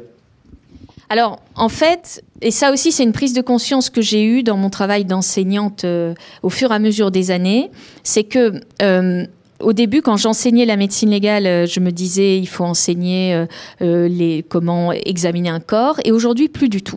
Aujourd'hui, ce qu'il faut, c'est enseigner aux professionnels de santé, de tous les professionnels, comment repérer les violences et dépister les violences. C'est-à-dire que ça, c'est un travail capital. Recevoir les femmes, les prendre en charge, les aider, c'est très important.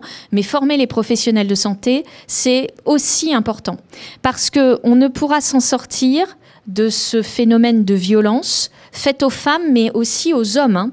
Il y a aussi des hommes victimes de violences, il y a des gens non-binaires, il y a tout. À partir du moment où on est un individu et où on est sous l'emprise d'un autre individu ou d'un groupe, on est victime de violence. Mais c'est vrai que les femmes, en nombre, sont plus importantes. Il faut que les professionnels de santé apprennent à dépister ces phénomènes. Et donc, c'est vrai que mon travail, c'est de dire attention, probablement que dans les patients et les patientes que vous allez avoir soit une femme sur 7 à peu près qui subit des violences au moment où vous la voyez. Donc, c'est bien plus fréquent que d'autres maladies que vous apprenez. C'est plus fréquent que le diabète, c'est plus fréquent que l'asthme. Je ne dis pas que la violence est une maladie, c'est plus compliqué que ça. D'accord, c'est multifactoriel, c'est pas que un problème sanitaire. Mais la particularité de santé est super importante. Quand vous avez des femmes qui ont des maux de tête chroniques depuis des années, ou des maux de ventre, ou des douleurs au rachis, des lombalgies depuis des années, si on a éliminé toutes les autres causes, parce que je dis pas que toutes les douleurs sont dues à des violences, mais quand on a tout éliminé, il faut penser à ça. Parce que les violences répétées dans la vie, ça peut entraîner des douleurs chroniques. Donc, il faut penser à ça. Il faut penser à ça quand on a des personnes déprimées, qui ne dorment pas, quand on a des gens qui font des fausses couches à répétition. Enfin, il y a tout un tas de conséquences sur la santé. Et donc, moi, mon travail, c'est de dire aux soignants, une femme sur 7, un enfant sur 10, victime d'abus sexuels. C'est-à-dire, vous avez une classe de 30 enfants, il y en a 3 qui subissent des abus sexuels. Donc, il faut savoir... Une fois qu'on a ce chiffre incroyable en tête, il faut savoir quels sont les 3 enfants. D'accord ? Il faut les repérer pour les aider et les extraire de ces souffrances. Mon travail, c'est d'essayer de faire repérer ces situations aux professionnels en leur disant « Votre travail est bien plus dur que le mien ». Moi, à l'Institut médico-légal ou même à la Maison des femmes, les gens arrivent et ils ont déjà dit qu'ils subissaient des violences.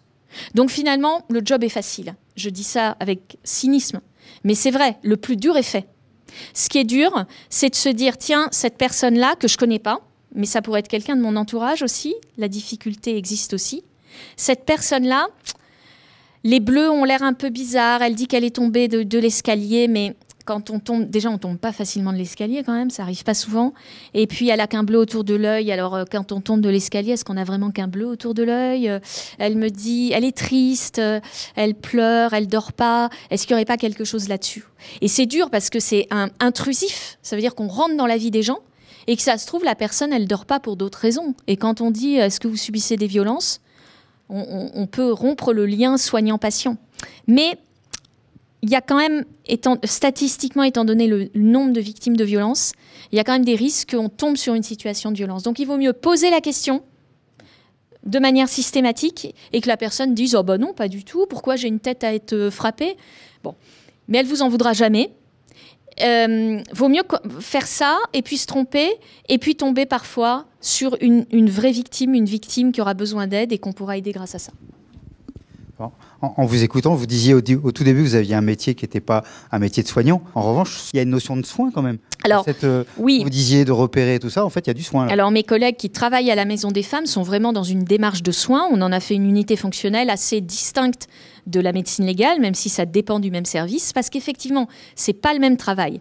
Alors, avec le recul de 15 ans, maintenant 16 ans de travail, je dirais que aider quelqu'un qui est dans une procédure judiciaire, constater les blessures, expliquer à un policier qui va après faire l'enquête en quoi cette personne est victime de violence, ça aide quand même. C'est une forme de soin. Donner à quelqu'un un statut de victime, c'est aussi une forme de soin. Mais c'est assez éloigné de vous, le soin que vous faites vous. Et à la Maison des Femmes, par contre, c'est vrai qu'il y a un accompagnement plus global qui sort du judiciaire et qui est vraiment plus tourné vers, voilà, cette personne a des maux de tête chroniques, vers qui on va pouvoir l'orienter pour que ses maux de tête s'améliorent. Cette personne a pris beaucoup de poids parce qu'elle a subi un inceste dans l'enfance, donc on va essayer de lui faire voir à la fois un psychologue, peut-être un psychiatre, voire même une diététicienne, tout simplement, pour essayer de résoudre les problèmes alimentaires. Et tout ça, vraiment, c'est du soin, oui, c'est vraiment du soin. Donc, c'est vrai qu'aujourd'hui, par rapport à ce que je vous disais au début, on prend en considération l'aspect psychologique des violences. Même quand il y a des violences physiques, il y a un aspect psychologique. Même quand il n'y a pas de violence physique et qu'il y a des insultes, des humiliations, il y a une répercussion psychologique, quasiment dans tous les types de violences. Donc c'est vrai qu'il faut faire quelque chose. Pardonnez-moi, c'est peut-être une question idiote, mais est-ce que on peut être dans le soin et avoir été victime, d'être dans cette situation-là? Est-ce qu'on peut soigner quelqu'un d'autre quand soi-même dans une telle situation? Alors ça, j'ai du mal à répondre parce que, en fait, statistiquement, oui. C'est-à-dire qu'il y a tellement de victimes de violences que dans toutes les équipes de personnes qui s'occupent des victimes, il peut y avoir des personnes qui ont eux ou elles-mêmes été victimes, voire même qui le sont encore. Mais... donc oui, bien sûr, et puis nous on le sait pas. Enfin, je veux dire, quand on recrute quelqu'un, on lui demande évidemment pas. Mais les gens qui ont été victimes de violences, qui font du soin et qui seraient attirés par ce type de service, j'aurais tendance à dire attention. Travailler dans une unité d'aide aux victimes, que ça soit en pédiatrie ou pour les femmes ou en médecine légale, c'est pas thérapeutique. C'est-à-dire, il faut pas le faire pour s'aider soi-même. D'accord ? Si on a fait un travail sur soi-même après des violences et que c'était une étape de sa vie et qu'on s'est reconstruit, et qu'on se sent... pourquoi pas ? Mais disons que si les violences sont en cours ou si on n'a pas tout résolu ou si ça va encore mal, c'est peut-être pas une bonne idée. Voilà. Moi, c'est un conseil parce que c'est quand même des services difficiles qui mettent à l'épreuve les personnes qui y travaillent. Avoir ces récits tous les jours de violences, de victimes, c'est quand même compliqué. Il faut pouvoir l'ingérer. Alors, on me fait signe que le temps est un peu dépassé, mais juste, tout à l'heure, il y a une question qui a été posée en disant, mais la conciliation vie personnelle, vie professionnelle, quand on termine la journée, est-ce qu'on arrive dans des métiers comme ça, dans des situations comme ça, le soir, enfin au moment où on arrête de travailler, de fermer la porte, quoi? Alors, moi, oui. C'est-à-dire que, mais c'est avec l'expérience en fait. C'est ce que disait tout à l'heure, ce que vous disiez, madame. Moi, oui. Moi, maintenant, en fait, ce que je ramène chez moi, c'est les problèmes de gestion de service en tant que chef de service. C'est ça qui m'empêche de dormir la nuit. C'est quand même. C'est pas génial non plus. Ouais, c'est pas génial. Mais disons que avec le temps, j'arrive vraiment à scinder sans que ça soit de l'indifférence. Mais vraiment, je ramène jamais d'histoire chez moi. C'est-à-dire, je repense jamais à un cadavre et je repense jamais à une histoire de violence qu'on m'a racontée. Mais au début, oui. C'est-à-dire, ça m'empêchait pas de vivre, mais il y a des histoires, et notamment celles qui touchaient les enfants et celles qui touchaient les personnes âgées, en fait. On a toujours eu des personnes âgées qui se font cambrioler, ou des personnes handicapées dont on utilise la vulnérabilité. Et ça m'atteignait. Je me disais, mais pourquoi ? Comment c'est possible ? Alors, j'ai pas répondu au pourquoi, mais disons que je mets plus de distance. Voilà. Après, il faut pas que ça devienne une distance trop importante, parce que il faut quand même avoir une empathie.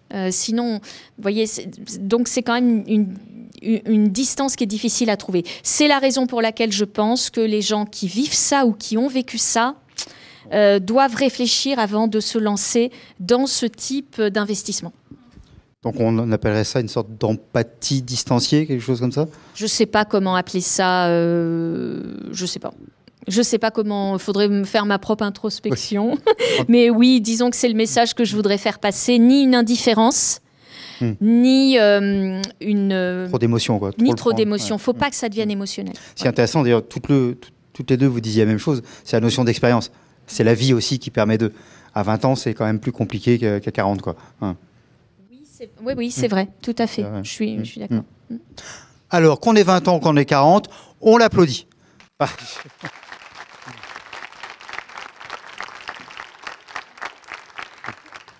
Merci beaucoup, professeur. Alors, je crois que vraiment, on a parcouru 5 histoires différentes de soins. On a vu, encore une fois, ce qu'on voulait me montrer, c'était incarner les choses. Montrer que, et tous, vous avez dit à un moment ou à un autre, c'est possible. Alors, tout n'est pas possible. Par exemple, j'aurais pu travailler autant que je voulais, j'aurais jamais pu être champion du monde de basket, par exemple. C'était pas possible. Voilà, parce qu'il y a des trucs. Voilà, donc, mais si on met de ça de côté un certain nombre de possibilités, pour le reste, avec du travail, de la volonté, de l'envie, et vous l'avez dit, de l'organisation. Je n'avais pas pensé à ce truc-là, mais c'est super important. On arrive à beaucoup de choses. Donc c'était pour vous dire aussi les choix que vous avez faits aujourd'hui. Bien sûr qu'il donne des choses pour la suite. C'est un socle. Mais c'est juste un socle. D'abord, ça sera votre personnalité, ça sera les rencontres, ça sera les envies. Et voilà. Donc il va se passer plein d'autres choses. Et c'est tout ce qu'on vous souhaite d'ailleurs. Et que finalement, cette autre chose, mais comme les 5 personnes qui sont intervenues, c'est aussi vous qui allez inventer. Et en grande partie, vous inventez votre vie. On a parlé, c'était obligatoire, je trouve, de victime. Mais en même temps, on n'est pas du tout forcé d'être victime de sa vie. Donc on peut aussi la décider, la prendre à bras le corps. C'est pas toujours facile, c'est pas toujours de tout repos, mais on peut aussi. Et ce qu'on voulait montrer, c'est ça. Vous partez d'un métier, vous partez d'un début de formation, vous partez du début d'une histoire, et vous allez écrire la suite grâce aux formations, ça a été dit, le savoir-être, il y a aussi ça, votre personnalité, la formation, la technique, ainsi de suite. Mais le reste, c'est dans votre tête et dans votre volonté. Mais plein de choses sont possibles.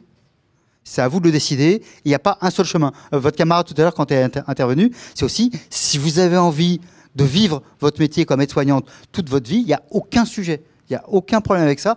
Au contraire, et certainement qu'avec les années, vous serez de mieux en mieux, de meilleur en meilleur, et donc vous rendrez aussi les êtres humains dont vous vous occupez de mieux en mieux. Donc c'est aussi ça la question. Parce que finalement, on le fait pour soi, on l'a bien vu, hein, c'est aussi un parcours personnel, mais c'est pas tout à fait des petits pois, et c'est pas tout à fait des chéquiers. Voilà, ce sont aussi des êtres humains, et donc il y a aussi une responsabilité très particulière qu'on ne retrouve pas dans beaucoup de métiers, d'être là justement à accompagner d'autres personnes, et souvent accompagner des gens qui sont fragiles à un moment donné, pas nécessairement pour toute la vie, mais d'autres pour toute la vie. Et comment, encore une fois, j'utilise le terme d'accompagner. Accompagner, c'est être avec la personne, c'est prendre le bras, d'une certaine manière. Être soignant, c'est finalement prendre le bras de l'autre et l'accompagner aussi dans son chemin. Et ce qui est génial, c'est quand on l'accompagne dans un chemin, ce que nous avez raconté, quand on l'accompagne dans un chemin, on fait son propre chemin. Et les 5 histoires, c'était 5 histoires de chemin. Et le chemin, il s'arrête un jour, mais très très tard. On verra ça, on se revoit dans 50, 60, 70 ans, on en reparle. Voilà. D'ici là, belle vie, profitez bien, et puis on se retrouve sur le site, Fondation Clariane Aimer Soigner, il y aura les petits films, il y aura tout ça. On se retrouve là pour celles et ceux qui sont volontaires, c'est-à-dire vous tous. Et voilà. Et à la prochaine. À la prochaine. Allez, on s'applaudit une dernière fois.